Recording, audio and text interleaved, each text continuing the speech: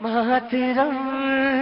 भारत माता की, भारत माता की। बहुत बहुत धन्यवाद आप सभी का। बहुत बहुत शुक्रिया, थैंक यू सो मच। वो तमाम सारे लोग जो आज इस ठंड में, आज ठंड ज्यादा है, बहुत बहुत शुक्रिया, मौजूद हैं आप गर्मजोशी के साथ, उन तमाम सारे बच्चों को और उनके मम्मी पापा को, और वो तमाम सारे लोग जो आज पहली बार शो में शरीक हो रहे हैं, उन सबका बहुत बहुत शुक्रिया, थैंक यू सो मच। बातचीत के सिलसिले को शुरू करेंगे वो तमाम सारे लोग जो आज सेल्फी खिंचाने आए हैं, बात कहने आए हैं और अपनी बात को रखने आए, उन सबका बहुत बहुत शुक्रिया, थैंक यू सो मच। मेहमानों से तारुफ करा देता हूं, सीधे मुद्दे पे आएंगे जल्दी। बीबी शर्मा जी कांग्रेस का पक्ष रखने के लिए मौजूद हैं, बहुत बहुत शुक्रिया। अनिरुद्ध प्रताप जी बीजेपी का पक्ष रखने के लिए मौजूद हैं, बहुत बहुत शुक्रिया। सूर्या मैथिल जी राजनीतिक विश्लेषक, बहुत बहुत शुक्रिया। अजय अरोड़ा जी राजनीतिक विश्लेषक, बहुत बहुत शुक्रिया, thank you so much. Raghavendra Dubey ji Samajwadi नेता, बहुत बहुत शुक्रिया। पंकज जी, दया जी, बहुत बहुत शुक्रिया। और हमारी सहयोगी रही पत्रकार, बहुत बहुत शुक्रिया, थैंक यू सो मच, बहुत बहुत शुक्रिया। शर्मिष्ठा, बातचीत के सिलसिले को जोड़ेंगे, बात कहां से करेंगे ये भी तो सवाल आया कि बात आज करेंगे किस पर। अभी तो मनरेगा पे बात चल रही थी, वो लंबी बात चली, बहुत सारे फैक्ट्स एंड फिगर्स के साथ। होता क्या है, तमाम सारे बिंदु होते हैं, तमाम सारे पॉइंट्स होते हैं, अखबारों में छप रहा होता है, आप दूर दराज के इलाकों से आते हैं तो वो अपने पॉइंट्स लेकर आते हैं, अपनी बात कहते हैं। कल जैसे मुझसे कोई कह रहा था कि साहब पहले क्या था कि गड्ढा खोदा जाता था, उसमें मनरेगा लगता था, और जब उसी गड्ढे को जिसको खोदा गया था उसी को भरने के लिए भी मनरेगा लगता था, दोनों में मिलता था काम। तो ये तमाम सारी थी। और कहीं कहीं तो ये था कि तालाब था, मछलियां भी थी, ना तो तालाब था ना मछली थी, तो मनरेगा था। लेकिन बहुत सारी चीजें हैं, सरकार ने नए प्रोविजंस किए हैं, बिल में कमियां हो सकती हैं, कमी बेशी हो सकती है, उस पर डिस्कस भी हो सकता है, लेकिन चर्चा लंबी रही। लेकिन अब एसआईआर का मुद्दा है और वो 12 राज्यों में चल रहा है। द्वितीय चरण जब हुआ तो 51 करोड़ का डाटा है कि 51 करोड़ वोटर जो है इसमें है इन 12 राज्यों में, और लगभग अगर मैं बात करूं सही तरह से तो 12.87%, यानी लगभग 13% के आसपास जो है लोग निकाले गए हैं, हटाए गए हैं। 6 करोड़ से ज्यादा का आंकड़ा है जिनके नाम छाटे गए हैं। यूपी से लगभग जो आंकड़ा बैठा है उसमें तमाम सारे लोगों ने तमाम सारी बातें कही हैं। 2.87 लगभग 2.87 करोड़ का जी ये डाटा है जो कि उत्तर प्रदेश का जिनको नाम आ रहे। लेकिन हाँ, शिफ्ट हुए हैं जो लोग, जो मृत हुए हैं या जो ट्रांसफर हो गए हैं या चले गए हैं, वो ऐसा डाटा है। लेकिन उसके लिए एक समय है, समय सीमा है, सुनवाई है। जैसे कांग्रेस के नेता हैं, पहले राज्यसभा में ज्वाइंट सेक्रेटरी थे कांग्रेस के लिए, सप्पल साहब, उनका मैं पढ़ रहा था। सप्पल साहब ने कहा कि पहले मैं सहीबाबाद में रहता था और अब मैं नोएडा में आ गया। 2013 का वोटर लिस्ट में था लेकिन अब नहीं हूं क्योंकि वहां से हट गया, मैं सहीबाबाद से मैं नोएडा में आ गया। इसका प्रोविजन नहीं है एसआईआर में, और जो शिफ्टिंग में माना गया मेरा नाम काट दिया गया, जबकि मैं उपराष्ट्रपति के साथ रहा और राज्यसभा सचिवालय में ज्वाइंट सेक्रेटरी था। ये मैंने बताया, कुछ उदाहरण है जो मेरे सामने आ गए, जो मेरी रिसर्च टीम ने दिए। तो ये तमाम सारी बातें हैं, तमाम सारे आंकड़े हैं, जिनके बीच में ये भी सवाल है कि पश्चिम बंगाल का चुनाव होना है। ममता बनर्जी ने कहा है कि ये जो एसआईआर है ये बिल्कुल पूरी तरह से असंवैधानिक तरीके से चल रहा है। कांग्रेस ने इसमें कहा है ये तरीका असंवैधानिक नहीं है, एसआईआर असंवैधानिक नहीं है, अलबत्ता वो जो मेथड है, मेथोडोलॉजी है, समय सीमा जो है, जहां चुनाव होने हैं वहां जल्दबाजी में कराया जा रहा है। दोनों बातें हैं और दोनों तरह से बातें कही गई हैं। यूपी में भी बातें सत्ता पक्ष ने भी कही है, विपक्ष ने भी कही है। बातचीत का सिलसिला जोड़ेंगे। और समाजवादी पार्टी की तरफ से भी कुछ बयान आए हैं, उनका एक पंचांग आया है। पंचांग तो जानते हैं ना, कैलेंडर हिंदू नहीं, वो हिंदू कैलेंडर तो है, उसमें अमावस्या और पूर्णमासी का तो जिक्र ही है। वो पीडीए वाला है। पीडीए जानते हैं क्या होता है? समाजवादी का जो पीडीए है, पिछड़ा, दलित, अकलियत, उसमें उन महापुरुषों के बनाए हैं उन्होंने, तो वो भी उन्होंने आगे प्रकाशित किया है।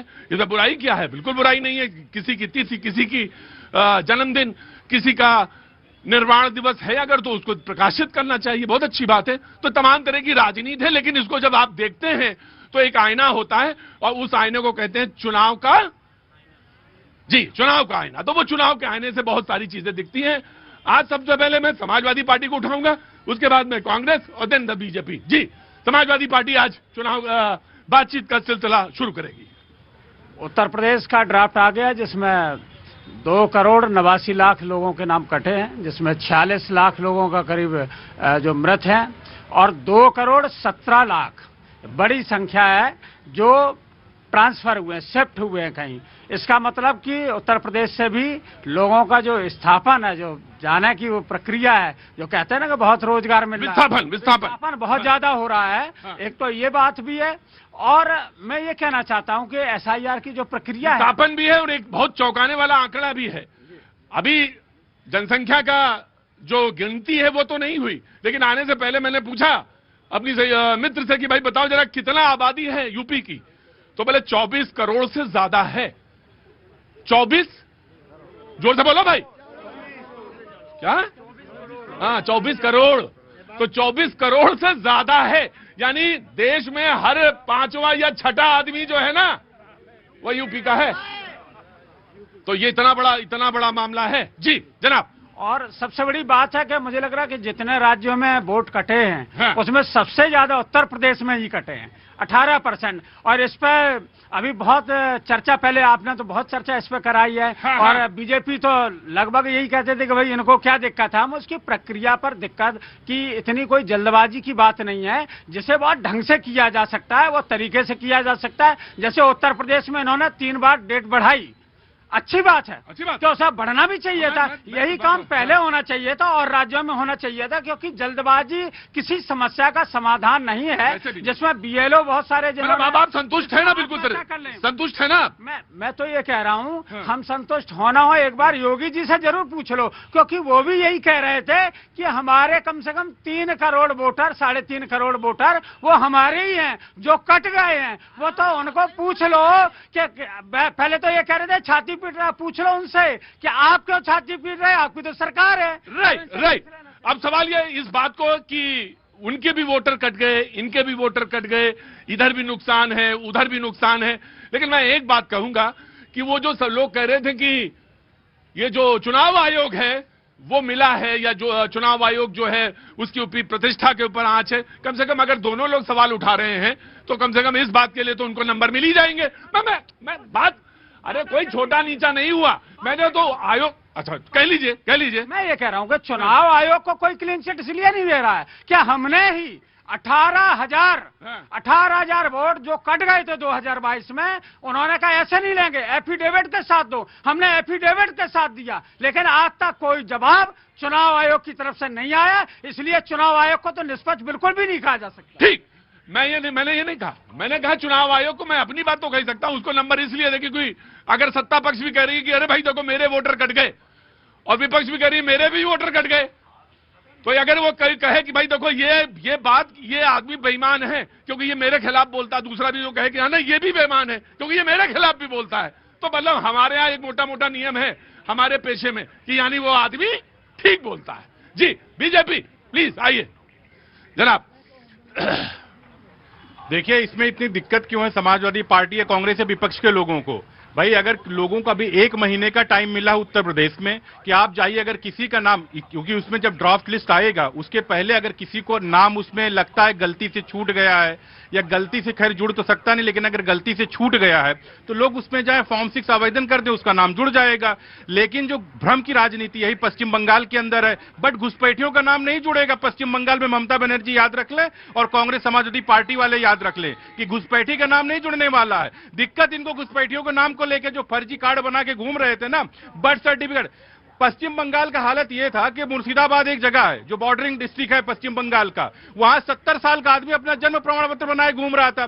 भैया 70 साल के आदमी के जन्म प्रमाण पत्र की क्या आवश्यकता है? अगर उसका नाम तो इसे 2003 के एसआईआर में होगा, जब 2003 के एसआईआर में होगा और वो जीवित होगा तो जाहिर तौर 2026 के एसआईआर में ऑटोमेटिक चला जाएगा। लेकिन नहीं, जन्म प्रमाण पत्र वही 70 साल का आदमी बनाएगा जिसका नाम 2003 के एसआईआर में नहीं होगा। तो 2003 के एसआईआर में कौन नहीं होगा? जो कांग्रेस के रिजम में यूपी यूपीए 1 यूपी 2 में घुसपैठी बन के आए हुए थे, क्योंकि घुसपैठियों के लिए श्री प्रकाश जायसवाल ने खुद ही कहा था ऑन फ्लोर कि 2.5 करोड़ लोग घुसपैठी बन के बैठ गए हैं। लेकिन एक चीज जान लीजिए, पश्चिम बंगाल में भारतीय जनता पार्टी की सरकार आने के बाद एक एक घुसपैठी बाहर जाएंगे। ये जो आखिरी सेंटेंस इन्होंने बोला है, ये आने के बाद है। तो पहले तो अभी आना चाहिए, पहले तो चुनाव होगा, उसके बाद आने के बाद होगा जी। बाकी सारे लोगों के दावे हैं अपने अपने। मैं आया पश्चिम बंगाल में जो ड्राफ्ट आया उसमें 24 लाख लोग मृत, 33 लाख लोग ऐसे थे जो विस्थापित हो गए थे, 1,56,000 के करीब थे जिनका कोई आइडेंटिफिकेशन हुआ नहीं। अब इनसे ये पूछना चाहते हैं कि जब बिहार का चुनाव था, आप ही लोग तो कह रहे थे कि घुसपैठिए हैं, इसलिए SIR हो रही है, घुसपैठिए उनकी हम चिन्हित करेंगे। इसके बाद जब वहां का चुनाव हो गया, अब घुसपैठिए ढूंढने लगे बंगाल में, अब ढूंढने लगे उत्तर प्रदेश में। उत्तर प्रदेश का भी